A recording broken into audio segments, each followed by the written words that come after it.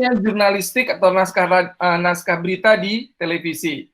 Nah, kalau kita berbicara tentang jurnalisme televisi, ya, jadi yang dimaksud dengan jurnalisme televisi ini adalah proses kegiatan mencari, mengumpulkan, mengolah, dan menyiarkan berita dan karya jurnalistik pendapat melalui media televisi secara periodik, baik secara langsung atau live maupun tidak langsung, atau disebut juga dengan siaran tunda. Adapun ciri khas dari jurnalistik televisi adalah adanya penampilan anchor misalnya, atau pembaca berita, ada narasumber, dan juga bahasa yang digunakan di dalam media televisi. Ya. Yang dimaksud dengan berita televisi adalah laporan cepat mengenai fakta atau ide baru yang benar dan disampaikan dengan audio dan visual untuk menjelaskan sebuah informasi yang disampaikan kepada halayak. Berita TV berbeda dengan media cetak, karena teras berita di dalam berita TV dilampirkan oleh pembawa berita, sedangkan isi beritanya berada di dalam cuplikan gambar. Ya, jadi kalau di berita radio semuanya audio, kalau berita di media cetak ya tulisan, sedangkan di berita di media televisi di sini ya teras beritanya ada di dalam berita TV. Ya, dilampirkan oleh pembawa berita, sedangkan isi beritanya berada dalam cuplikan gambar. Kalau kita lihat bahasa televisi berhubungan dengan format beritanya, ya, bahasa gambar dan istilah jabatan yang ada dalam pekerjaan produksi program berita di televisi. Ya, bahasa gambar, format bahasa di televisi ada istilahnya voice over grafis, live studio, clip, breaking story, soundbite on tape atau SOT, teaser, dan Vox popular. Sedangkan bahasa gambarnya kebanyakan menggunakan bahasa close up, ya, atau on camera, ya, atau general view, pan, ya, wide, zoom out ataupun zoom in. Dan orang-orang yang terlibat di dalamnya ada istilah jabatan, yaitu ada produser, ya, production, jurnalis, presenter, reporter, studio director, ya, editor, dan karakter generik. Ini kita lihat bagaimana format berita di televisi. Yang pertama tadi adalah VO grafis, ya, voice over grafis.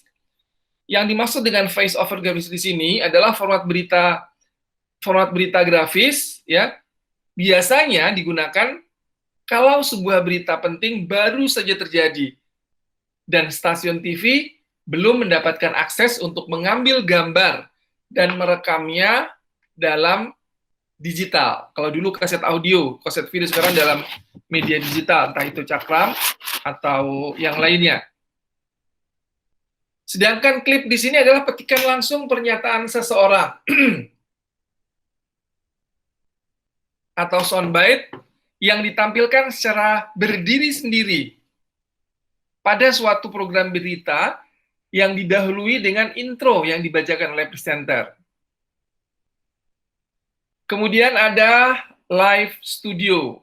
Ya, live studio di sini adalah pada suatu berita besar, biasanya stasiun televisi, mungkin dia akan memutuskan untuk mengundang narasumber datang ke studio untuk wawancara secara langsung. Akhir-akhir ini yang menjadi berita besar adalah mengenai Omnibus Law. Ya, nggak menutup kemungkinan beberapa stasiun televisi mendatangkan narasumber untuk wawancara secara langsung tentang fenomenal Omnibus Law yang saat ini sedang marak di demo. Ya.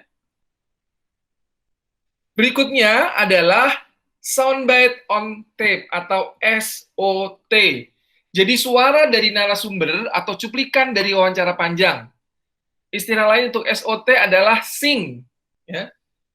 Panjang SOT biasanya antara 10 sampai 30 detik. Kemudian juga ada open, yaitu 2 atau 3 voice over singkat yang diedit berturut-turut sebagai pembuka program berita yang menarik perhatian pemirsa ya untuk mengikuti program berita. Biasanya kan openingnya macam-macam tuh ya dengan musik yang khas. Kemudian ada Vox Pops atau Voice of People atau Vox Populi, yaitu komentar-komentar singkat dari masyarakat yang berada di jalanan untuk merefleksikan opini publik tentang suatu berita. Belum lama kita dengar juga berita bencana banjir yang ada di mana? Masih ingat? Belum lama ini? Sukabumi. Bukan. Yang di Jakarta ini, ya di Sukabumi juga ada banjir. Tanggul perumahan jebol sehingga menutupi aliran sungai dan air sungainya mengalir di daerah sekitarnya sehingga menimbulkan banjir. Yaitu di sini di Jakarta Selatan. Masih ingat beritanya? Ciganjur ya, Pak? Ciganjur, ya. Banjir di Ciganjur, ya. Itu kan ada korbannya ya. Nah, kita beberapa kali lihat di televisi ya, Voice of People, ya, orang yang mungkin yang rumahnya terkena reruntuhan tembok perumahan atau yang terkena aliran air sehingga porak-poranda rumahnya, ya, merefleksikan bagaimana berita itu. Kita lihat bagaimana sumber berita televisi, ya, sumber berita di televisi bisa bersumber dari reporter atau pelayanan darurat, kontak pribadi, kontak publik, kantor berita, siaran pers, atau jumpa pers, dan juga pemirsa dan saksi mata. Reporter di sini pada umumnya adalah sumber bahan berita yang terpenting. Ya, jadi pada umumnya sumber bahan berita yang terpenting diperoleh dari reporter dan juru kamera. Mereka adalah kunci utama dari program berita. Kemudian ada layanan darurat. Ya, jadi reporter harus mencari informasi awal yang bisa menjadi petunjuk suatu berita penting. Bahkan ia harus mengembangkan jaringan dengan semua unit pelayanan darurat yang ada. Selain layanan darurat, ya, ada juga kontak pribadi dan kontak publik.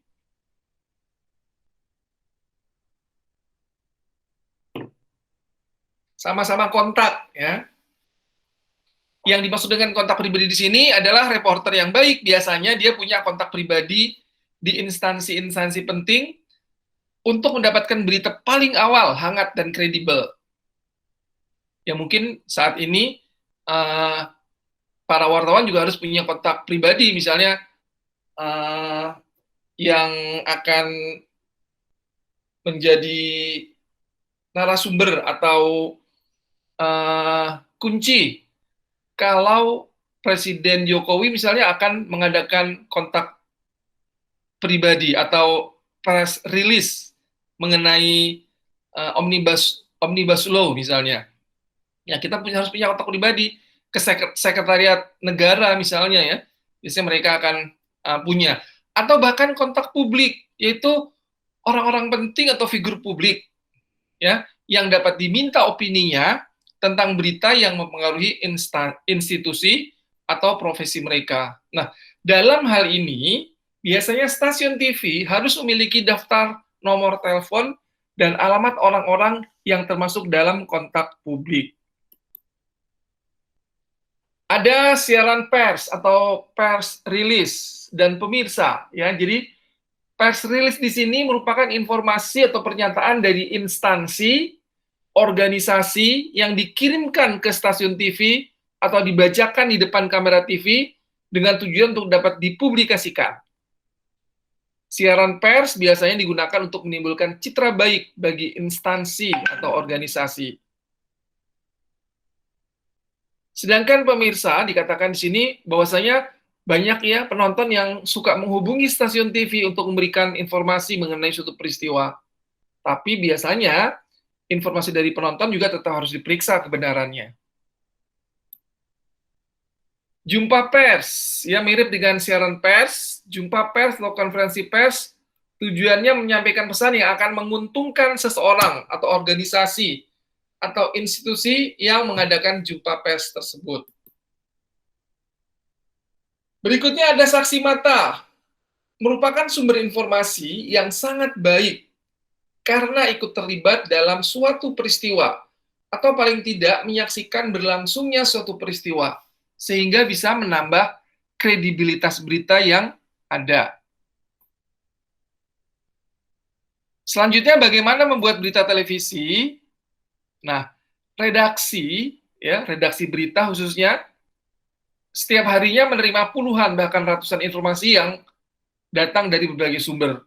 Tentunya seperti dikatakan tadi, ya, para staf redaksi harus benar-benar cermat dalam menentukan berita mana yang dibutuhkan atau menarik bagi pemirsanya, ya. Mencari berita televisi antara lain berita berdasarkan isu hangat. Ya, waktu PPT ini dibuat masih hangat-hangatnya kasus Jessica ya dengan racun sianidanya. Nah, sekarang berita yang hangat adalah Omnibus Law misalnya, ya. Jadi peristiwa yang menjadi isu hangat ini merupakan sasaran empuk jurnalis untuk meliputnya karena akan ditunggu-tunggu oleh pemirsanya. Kemudian berita berdasarkan momentum, ya, yaitu peristiwa yang merupakan momentum penting, aktual dan menarik, biasanya menjadi daya tarik jurnalis untuk mengabadikannya, ya, kepada pemirsa, karena menimbulkan ketegangan yang menyentuh emosi, menimbulkan rasa keingintahuan pemirsa lebih jauh lagi. Ya, berita banjir beberapa hari Sabtu Minggu banjir sehingga Jakarta mulai terendam banjir dan bahkan ada longsor di Ciganjur. Ya, itu berdasarkan momentum. Kemudian berita berdasarkan pengamatan, yaitu liputan berita yang berasal dari pengamatan dapat menghasilkan berita yang fantastis sekaligus berbeda karena gambar ditayangkan apa adanya, realitas mata-mata.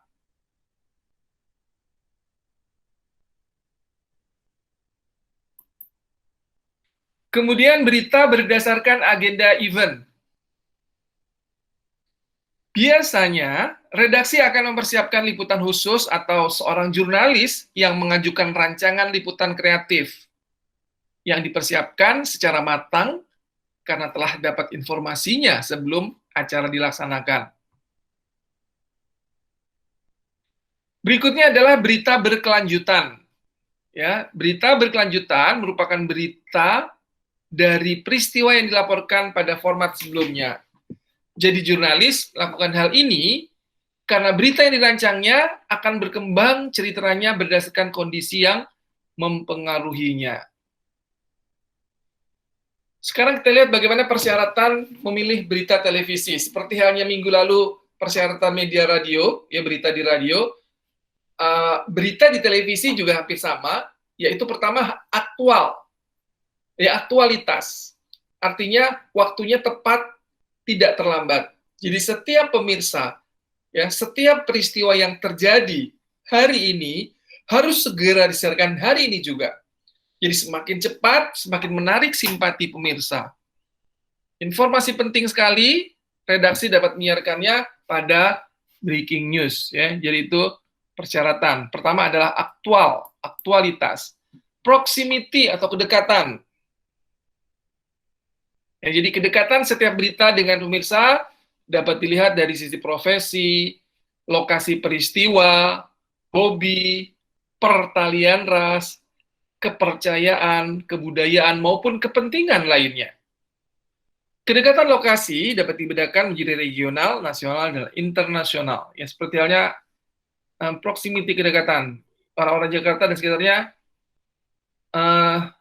ikut nelongso ngelihat berita ibu kota lumpuh karena luluh lantakan oleh banjir beberapa waktu yang lalu. Ya.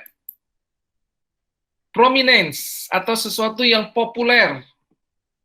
Ya, semakin terkenal, semakin menjadi bahan berita. Orang, tempat, ya, dan benda yang menonjol atau sangat dikenal oleh pemirsa akan menarik menjadi sebuah berita. Ya.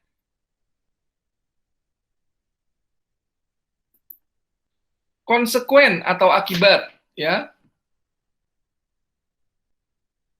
Segala tindakan, kebijakan, peraturan, perundangan dan lain sebagainya yang berakibat menyulitkan atau menyenangkan orang, ya, merupakan dapat menjadi berita menarik, ya.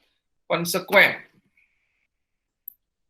Konflik, ya, konflik di sini ya karena sudah menjadi bagian dari kehidupan, ya, karena sudah menjadi bagian dari kehidupan orang atau manusia, terjadinya konflik akan mengakibatkan perseteruan yang menarik diberitakan. Ya tadi konflik tadi, ya misalnya belum lama kita masih ingat bagaimana suasana demo untuk sama-sama tahu tentang Omnibus Law misalnya, ya itu adanya konflik. Kemudian juga bencana alam dan kejahatan juga menjadi sumber berita yang menarik, ya. Jadi bencana alam ataupun tindak kejahatan secara psikologis merupakan peristiwa yang harus diwaspadai. Sebagai upaya kewaspadaan agar keselamatan manusia mendapat perhatian serius, maka berita bencana alam dan kriminalitas selalu menjadi perhatian ekstra bagi pemirsa televisi. Ya. Keunikan atau luar biasa. Ya, jadi setiap cerita unik, aneh dan luar biasa justru dapat menjadi isu hangat yang dapat diperbincangkan hingga berhari-hari pada seluruh berita, terutama di televisi. Ya, kita masih ingat dulu bagaimana seorang polisi yang piawai menyanyikan lagu India. Ya, beritanya unik, luar biasa sampai akhirnya keluar dari korpsnya dan sekarang kita tidak tahu gimana kabarnya. Ya. Berikutnya adalah sisi kehidupan, sisi kemanusiaan atau human interest. Jadi sesuatu yang menyangkut sisi kemanusiaan, misalnya penderitaan, kesedihan, dan perjuangan dramatik itu menjadi sesuatu yang bisa diberitakan di televisi. Berikutnya kita lihat bagaimana jenis-jenis berita televisi.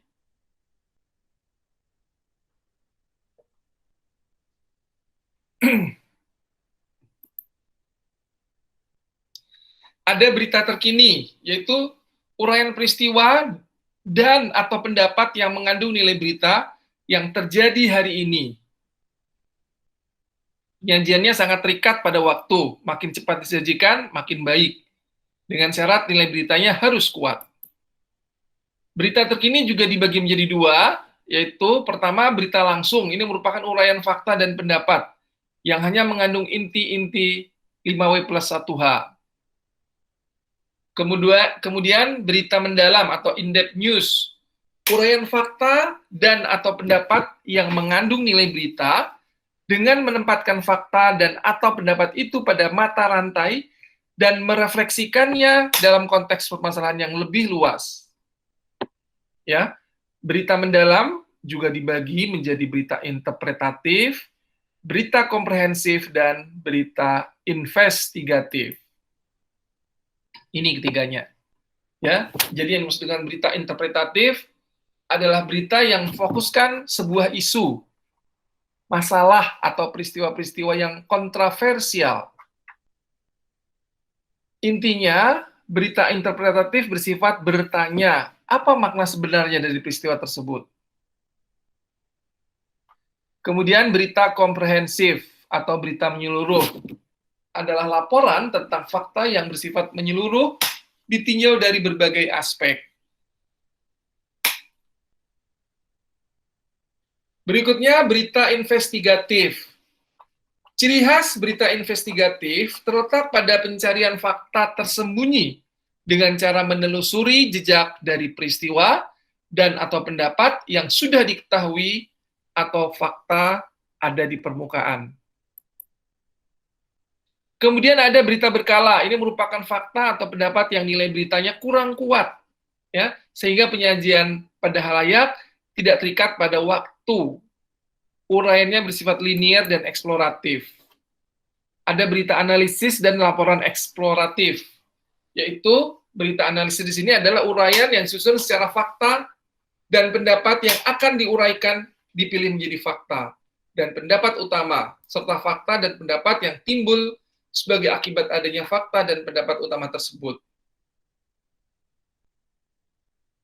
Laporan eksploratif di sini adalah uraian fakta dan atau pendapat yang diperoleh dengan cara menggali, explore ya.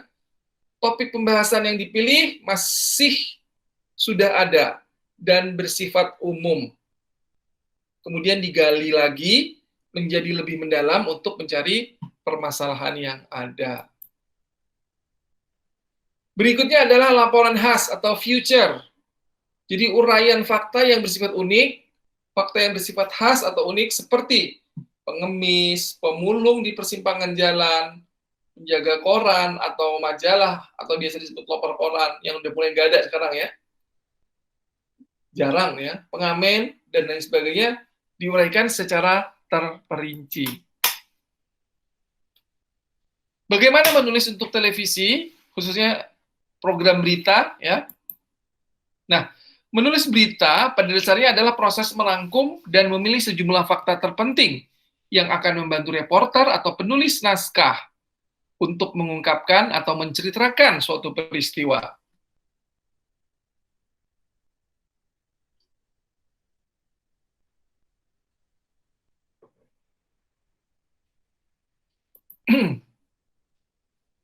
Kita lihat bagaimana struktur berita di televisi ya. Pertama, memenuhi persyaratan teknis. Secara teknis, persyaratan berita punya unsur 5W plus 1H, ya. Penulisan lead atau intro. Memenuhi persyaratan materi. Jadi berita harus mengandung data-data yang aktual, faktual, dan akurat. Memenuhi persyaratan bentuk, ya, dari sudut pandang persyaratan bentuk yang paling banyak digunakan dalam media cetak dan media elektronik adalah piramida terbalik seperti yang ada di samping kanan ini ya. Jadi kita lihat piramid terbalik di sini ya, terdiri atas pertama judul berita ya. Jadi judul berita, jadi judul ini sebagai inti berita, biasanya dibacakan pada awal kalimat dan diperjelas dengan tulisan yang terpampang di layar beberapa detik setelah berita dibacakan. Deadline, seperti halnya judul berita, deadline juga berdampingan terpampang di layar sebagai pelengkap informasi lokasi peristiwa. Kemudian ada teras berita, nah ini biasanya dinamakan sebagai lead, yaitu alinea pertama atau kalimat pembuka dari sebuah berita yang merupakan inti terpenting dari keseluruhan berita.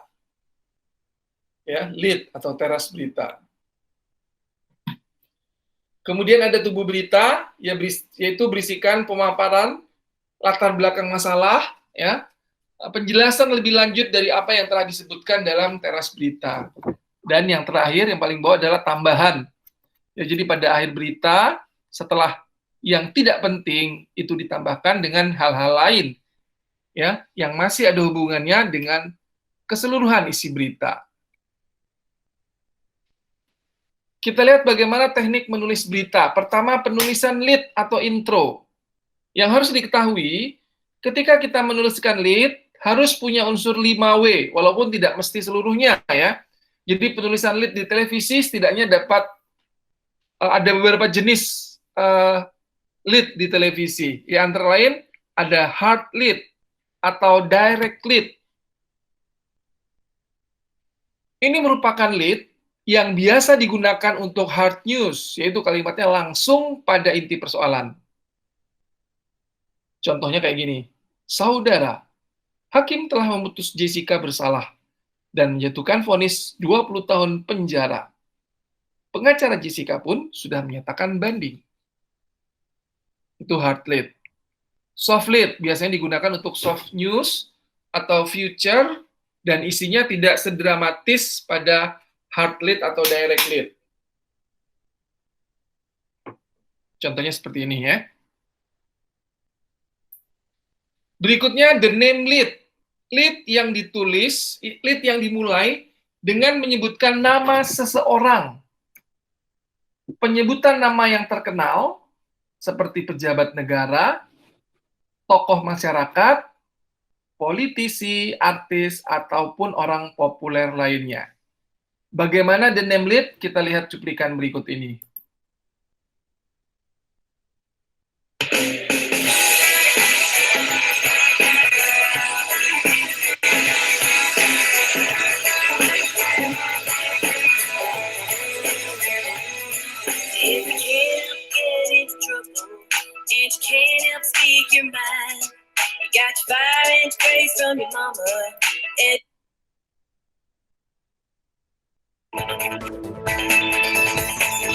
Presiden Turki Recep Tayyip Erdogan bersama Presiden Joko Widodo akan membahas ekonomi dan permasalahan terorisme di Timur Tengah. Sebelumnya bersama Wakil Presiden Yusuf Kala, Presiden Turki Erdogan salat Jumat bersama di Masjid Istiqlal. Kita lihat lagi lead ini. Presiden Turki Recep Tayyip Erdogan bersama Presiden Joko Widodo akan membahas ekonomi dan permasalahan terorisme di Timur Tengah. Sebelumnya bersama Wakil Presiden Yusuf Kala, Presiden Turki Erdogan salat Jumat bersama di Masjid Istiqlal. Didampingi Ibu Negara Iriana Joko Widodo, Presiden Jokowi Jadi sekali lagi, ini adalah contoh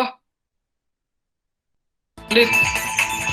Presiden Turki Recep Tayyip Erdogan bersama Presiden Joko Widodo akan membahas ekonomi dan permasalahan terorisme di Timur Tengah. Sebelumnya bersama Wakil Presiden Yusuf Kala, Presiden Turki Erdogan salat Jumat bersama di Masjid Istiqlal.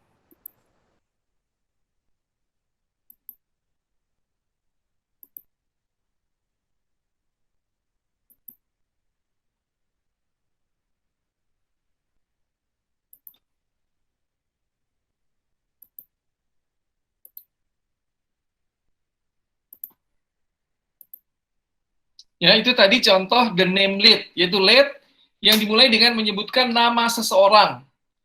Penyebutan nama yang terkenal ya tadi seperti tadi, Presiden Turki, bla bla bla bla seperti yang sudah kita lihat tadi.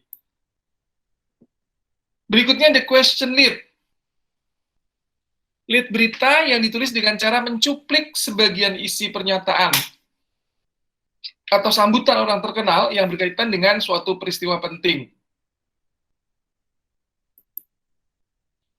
The shotgun lead atau numbrera lead, yaitu lead yang digunakan untuk menggabungkan dua peristiwa atau lebih kisah yang berhubungan. Cerita peristiwa yang saling berhubungan tersebut akan lebih menarik pemirsa bila digabungkan. Contohnya seperti ini. Ini berita satunya, demonstran yang menantang RUU khusus Yogyakarta. Ini berita duanya. Kemudian digabungkan menjadi seperti ini. Ya. Berikutnya adalah the suspense lead atau delay lead. Jadi jurnalis menunda memberikan informasi kunci hingga beberapa kalimat atau akhir cerita. Tujuannya untuk membuat penonton tetap tertarik hingga akhir cerita kisah selesai. Verbless lead, yaitu lead tanpa kata kerja. Cirinya singkat dan bergaya percakapan. Humor lead, yaitu kalimat yang disampaikan dalam lead ini harus membuat orang tertawa. Setidaknya tersenyum simpul karena merasa terhibur. Ada nggak ini? Coba lihat.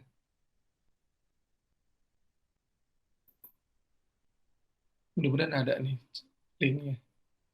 Nah, linknya sudah nggak ada.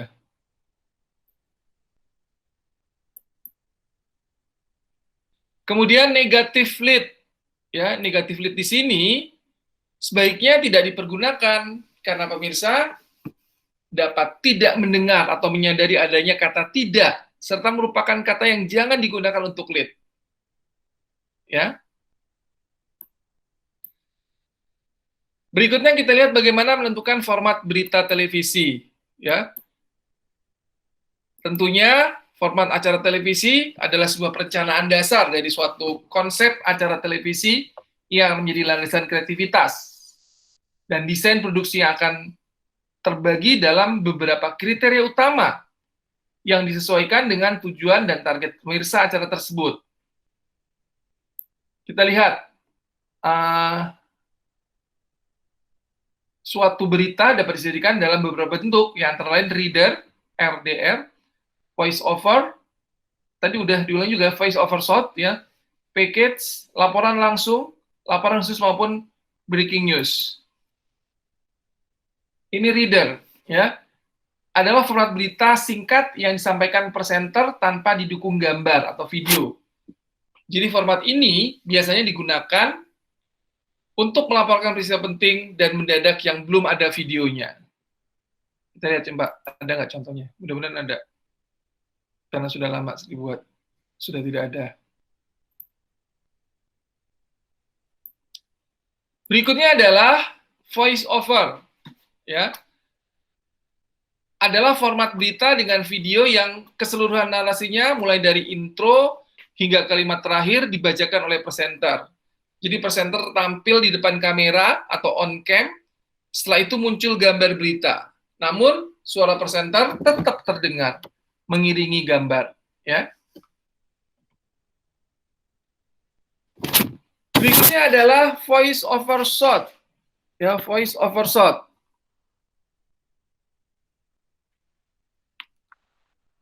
Jadi format berita merupakan gabungan antara format voice over dan SOT, yang mana voice over mengenai peristiwa atau isu yang relevan atau ada kaitannya dengan apa yang diungkapkan dalam SOT. Berikutnya adalah package, ya. Format berita paket. Ini adalah format berita yang bersifat komprehensif, ya.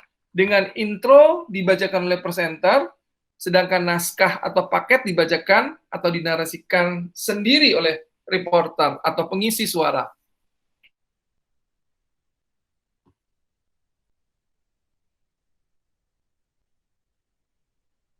Kita lihat bagaimana format berita ini.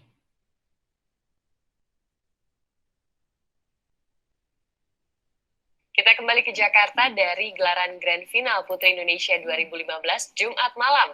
Putri asal Jawa Tengah berhasil meraih mahkota Putri Indonesia 2015. Yap, Anindya Kusuma Putri resmi menjadi putri sejagat tanah air. Mengikuti ajang Pernah mengikuti ajang Putri Indonesia gelaran Grand Final Ini Putri jadi Indonesia contoh 2015 Jumat komprehensif, malam. ya. Putri asal Jawa Tengah berhasil meraih mahkota Putri Indonesia 2015. Yap, Anindya Kusuma Putri resmi menjadi putri sejagat tanah air. Pernah mengikuti ajang Putri Indonesia pada 2011 lalu, langkah Anindya Kusuma Putri terhenti pada tahap seleksi di Jawa Tengah. Saat itu Anindya hanya mendapatkan predikat runner-up Putri Indonesia Jawa Tengah. Tak patah arang, 4 tahun berselang, Anindya kembali mengikuti ajang Putri Indonesia dengan persiapan matang. Termasuk harus Kita kembali ke Jakarta. Jadi termasuk dalam paket berita, ya, paket berita. Jadi format berita yang sifatnya komprehensif, ya, dengan intro dibacakan oleh presenter, sedangkan naskah atau paket dibacakan atau dinarasikan oleh reporter atau pengisi suara, ya. Seperti berikut ini. Jakarta dari gelaran Grand Final Putri Indonesia 2015 Jumat malam. Putri asal Jawa Tengah berhasil kota Putri Indonesia 2015. Yap, Anindya Kusuma Putri resmi menjadi putri sejagat tanah air. pernah mengikuti ajang Putri Indonesia. Kita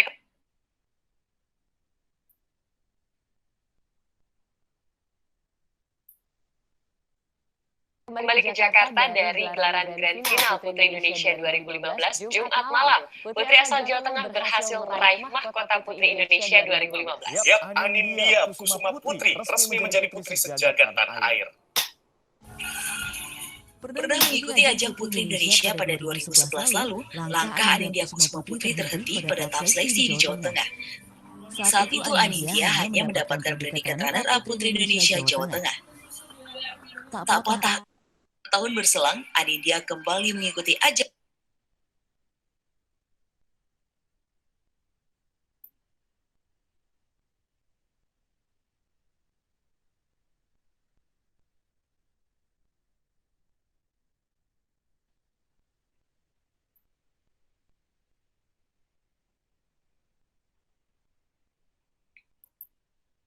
Ya, jadi tadi adalah jenisnya paket, ya, package, ya, format berita yang sifatnya komprehensif dengan intro dibacakan presenter, sedangkan naskah paket dibacakan atau dinarasikan sendiri oleh reporter. Kemudian ada breaking news. Ini berita yang sangat penting dan harus segera disiarkan bila memungkinkan bersamaan dengan terjadinya peristiwa tersebut. Breaking news di sini merupakan berita tidak terjadwal karena dapat terjadi kapan saja. Dan laporan khusus, yaitu berita dengan format paket, lengkap dengan narasi dan soundbite, dan sejumlah narasumber. Biasanya merupakan laporan panjang yang komprehensif mengenai berbagai peristiwa atau isu seperti politik, hukum, kriminal, dan juga bencana. Ada juga laporan langsung, yaitu format berita dengan siaran langsung mengenai suatu peristiwa penting yang sudah terjadwal, seperti sidang MPR DPR, atau pelantikan presiden, atau upacara 17 ya misalnya, atau kasus dari sidang pengadilan tokoh penting lainnya. Nah, format surat berita tadi yang muncul di televisi dalam prosedur atau alur kerjanya ya terbagi atau terdiri atas beberapa tahap. Pertama adalah tahap pre-production planning, ya dari ide ke skrip. Jadi pertama adalah program idenya. Jadi seluruh jenis program TV yang disajikan kepada pemirsa tidak hanya berita, harus diawali dengan ide dan konsep. Langkah berikutnya adalah production model, yaitu suatu metode untuk melihat kelangsungan, untuk melihat langsung ya keterkaitan antara ide yang sudah ada dan apa yang diharapkan bisa terjadi pada audiens yang dituju. Lalu mulailah pada pembuatan proposal program, ya. Minimum harus memiliki beberapa informasi penting yang akan memudahkan pada saat melaksanakan presentasi nantinya. Kita juga harus menyiapkan atau membuat anggaran, yaitu estimasi biaya yang dibutuhkan untuk produksi. Nah, pada tahap ini, produser menetapkan berapa biaya produksi. Misalnya, biaya sewa alat hingga honor para kru. Langkah berikutnya adalah proposal siap dipresentasikan di depan owner misalnya.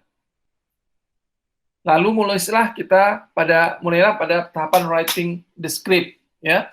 Jadi merupakan tahapan penulisan naskah program berdasarkan ide dan seluruh rangkaian yang sudah direncanakan. Tahap kedua adalah pre-production planning, yaitu koordinasi. Kita buat schedule, tentukan kru produksi yang terlibat untuk melakukan apa, kapan, dan di mana, buat jadwal serealistis mungkin.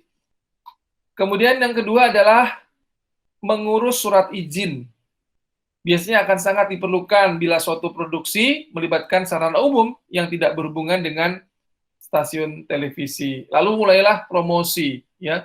Promosi, suatu perencanaan strategi yang baik adalah dia mengadakan promosi secara berkala atau berkesinambungan dari berbagai arah. Bisa promosi on air, bisa promosi off air, ya.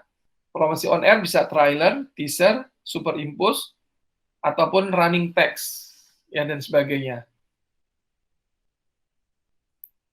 Kemudian line production, ya, ini merupakan penanggung jawab harian produksi yang dilakukan oleh produser. Jadi line producer di sini akan mengurusi berbagai keperluan yang berkaitan dengan produksi, namun tetap diawasi oleh produser. Nah, tahap berikutnya adalah post produksi activity, ya, yaitu dengan melakukan syuting sampai jadi record keeping, yang outputnya berupa file-file digital yang siap tayang di televisi. Setelah itu adalah langkah berikutnya mengevaluasi dan memberikan umpan balik. Jadi begitu program berita selesai, nggak langsung disiarkan di televisi, tapi harus ada evaluasi dan feedback. Ya,